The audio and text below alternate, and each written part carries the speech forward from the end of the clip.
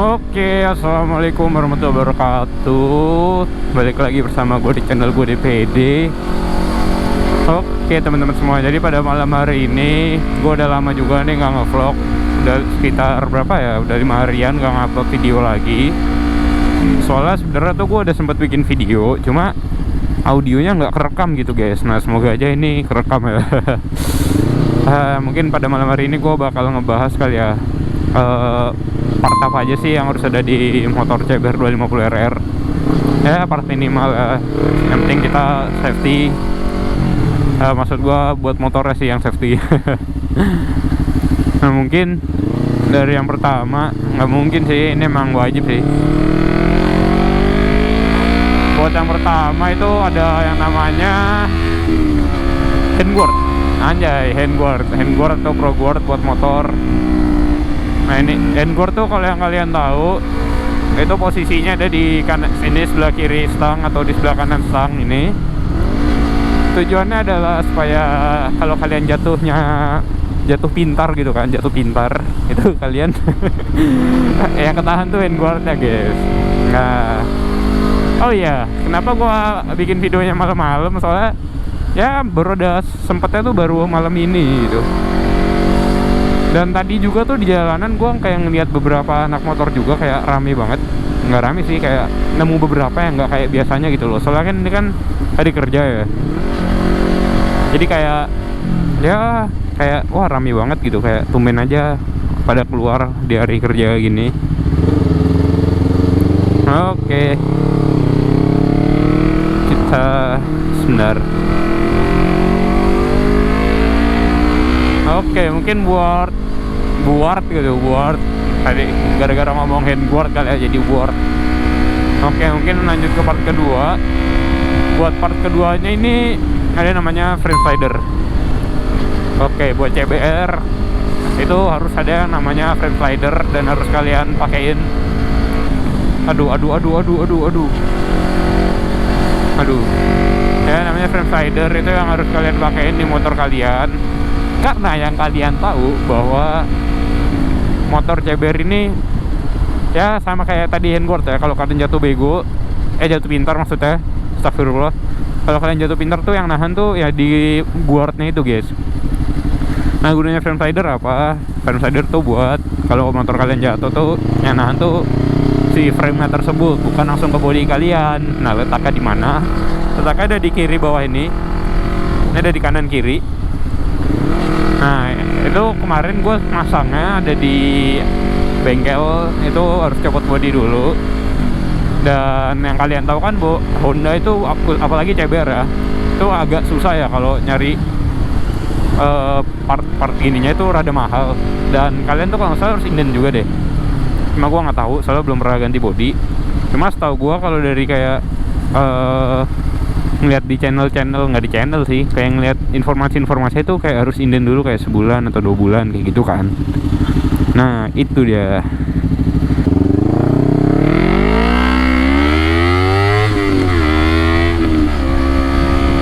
Oke, kita lanjut lagi buat yang ketiga. Yang ketiga di sini gua, oh ya teman-teman, dari yang awal aku sebutin tadi itu semua hanya saran, dan saran yang sunnah muakkad gitu, lebih baik dijalankan. Nah buat yang ketiga itu gua saranin buat di CBR 250RR ini kalian masang yang namanya jalu pedok. Ya itulah jalu pedok. Kalau bisa pasangnya yang WR3. Soalnya kalau yang WR3 itu udah ada bracketnya buat CBR 250RR. Kalau kalian belinya yang nggak WR3, gua nggak tahu sih ada merek lain apa enggak ya. Cuma setahu gua WR3 tuh ada bracketnya gitu guys buat CBR 250RR ini. Sehingga kalian tuh nggak perlu ngebor lagi kayak gitu. Atau mungkin yang masangnya di bengkel kan nggak perlu ngebor lagi. Ini gue putar balik dulu deh.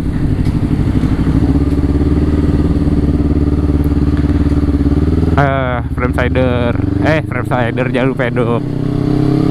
Nah jalur pedoknya tuh buat posisinya ada di belakang ini, bawah knalpot. Ya kalian tau lah yang buat ngangkat roda belakang motor. Dan kalau pengalaman gue tuh ya, gue sebenarnya sekarang lagi nggak make yang WR3 guys, soalnya belum mentingin buat hal tersebut, masang jalur pedok.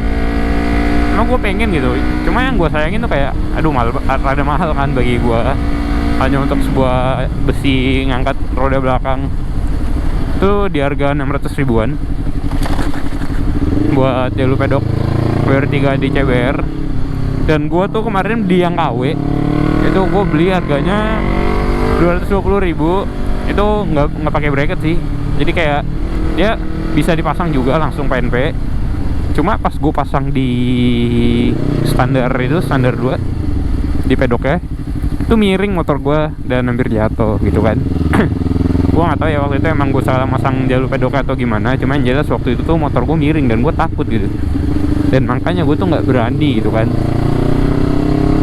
Oke, mungkin buat angka di 543 gue nggak tahu yang keberapa tuh kalian harus ganti roda. Emang rada-rada mahal sih kalau ganti roda kan, soalnya kalau ban bawaan CBR kalau yang kalian tahu itu kan masih pakai IRC kan, IRC Roadwinner, ban sejuta umat. Mau motor Honda yang mahal, ban sejuta umatnya pakai kayak IRC Sport, IRC apa tau, winner lupa gue. Nah pengalaman gue guys, gue waktu itu naik kan, gue sempat punya motor R25 juga ya, dan pas di R25 gue itu tuh gue pernah crash gitu kan. Kenapa gue bisa crash? Soalnya gue pertama banyak gaya ya. Kenapa gue bisa crash? Soalnya yang pertama banyak gaya, dan yang kedua bannya tidak memadai gitu. Soalnya gue waktu itu tuh masih nggak tahu tentang dunia ban-ban ini guys. Makanya waktu itu pas lagi di Buaran tuh, daerah Buaran, daerah Jakarta Timur, gue belok nggak miring-miring banget sih, paling miringnya cuma 30 derajat lah, normal. Itu gue jatuh di situ, dan gue beralasan itu ya, beralasan ke orang tua ya, itu tuh karena oli. Tapi emang bener sih bannya sejelek itu. Kalau kan tuh kan hard compound parah ya, buat ya lu tau lah ban pabrik itu pasti makainya buat pemakaian lama gitu kan, yang penting nggak cepet habis. Dan itu tuh jelek banget. Dan kalau di motor gua CBR ini gua udah pakai ban apa ya ini, yang ban depan tuh ban Rosso Sport ukuran 110, dan yang ban belakang gua pakai Rosso 3 ukuran 180. Nah ban Rosso ini tuh kenapa gue milih 180, apa nggak kegedean? Soalnya sebenarnya semua tergantung selera sih. Gue kan orangnya suka yang kayak mugeluk gitu ya, makanya gue ngambil ban ukuran 180 ini guys. Cuma misal kalian mau upgrade, ini nggak disaranin sih. Sebenarnya kalau normalnya ban tuh kalian bisa upgrade tuh ke 150 atau 160 aja, itu udah normal sih sebenarnya. Kalau 180 tuh rada over ya, soalnya kayak ngepas gitu. Dan selang rem minyak kalian tuh rada mepet sama bannya.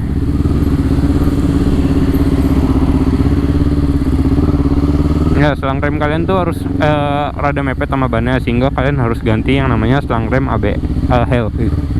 HEL yang ABS buat CBR 250RR itu harganya sekitar 900 ribuan.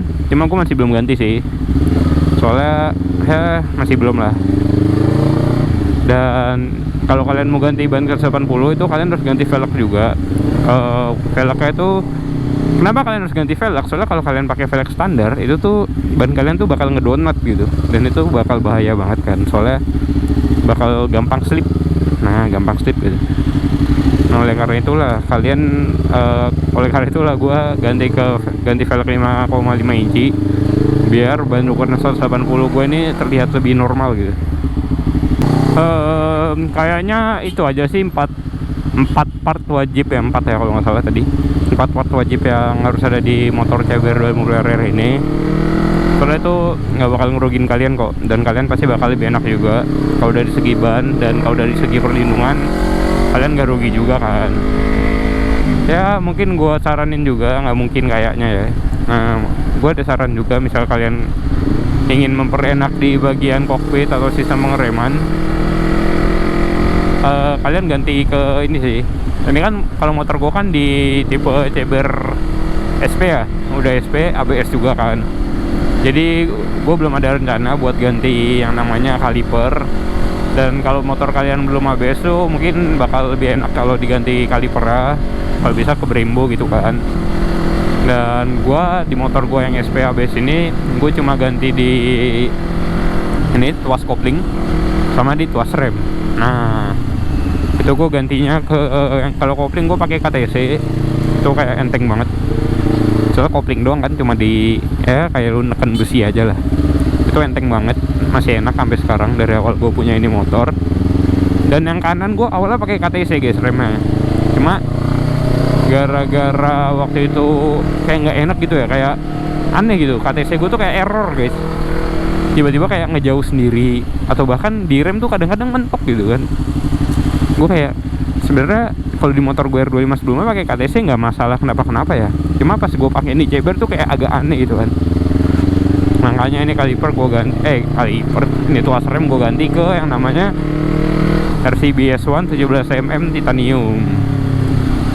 Ya kalau kalian pengen ngademin suara ya kalian bisa pakai knalpot, pakai Krapovic. Cuma kalau gue pribadi gue pasti pakai Tridente kan, Tridanta gitu, Tritouch dari Tritouch Racing Evolution. Oke teman-teman semuanya, mungkin gitu aja vlog dari gua pada malam hari ini. Semoga kalian sehat selalu. Apabila kalian suka dengan vlog gua, kalian bisa lakukan subscribe serta like ya. Kalau kalian mau komen tuh gua juga sangat persilahkan gitu, karena gua tidak akan pernah gua akan sangat senang gitu kalau kalian komen terus kalian kayak woi bang gitu kan. Itu gua bakal kayak ngerasa ada diskusinya gitu guys. Nah oke teman-teman semuanya, mungkin gitu aja video gue pada malam hari ini untuk membahas tentang 4 part wajib yang harus ada di CBR dalam WRR dan yang udah gue pasang di motor gue ini. Kurang lebihnya mohon maaf. Bila taufik walhidayah. Wassalamualaikum warahmatullahi wabarakatuh. See you on the next video guys. Dadah.